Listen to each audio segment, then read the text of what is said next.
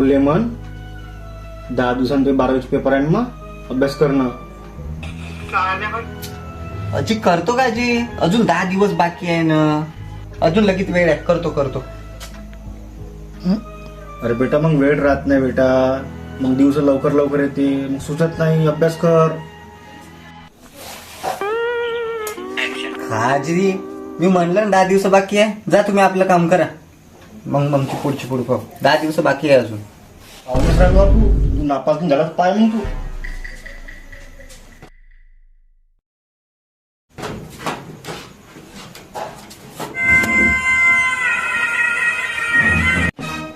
बेटा तुझे पेपर आहे ना, अभ्यास करले का जी तुम्ही मागच्या 10 दिवसापासून अभ्यास करून राहिलो मी, आणि रात्री 12 वाजतापासून उठून अभ्यास केला मी ना, आणि तुम्ही अजून मागायला लागले.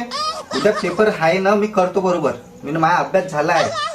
तू फक्त नापास हो, मग पाय तू फक्त नापास हो.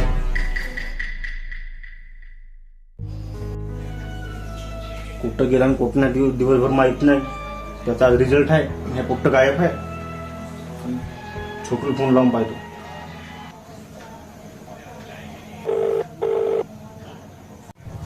हॅलो बेटा छोटू. हॅलो, बोला ना काकाजी. बेटा तुला आमचा लेमन दिसला? नाही दिसला ना तो.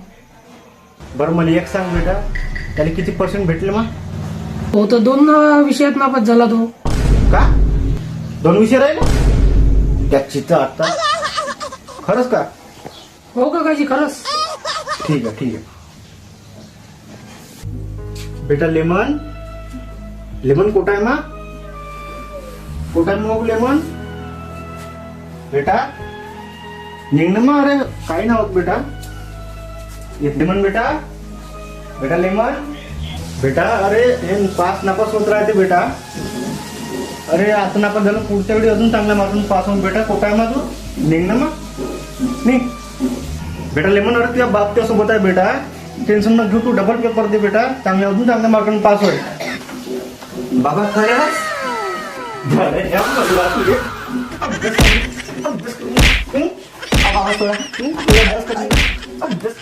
अभ्यास करून तू बाहेर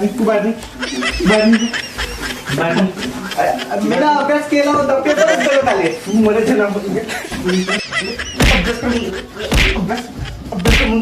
अभ्यास भाड्याचा बैल पराला जाईन कुठं येईन घरात आपल्या.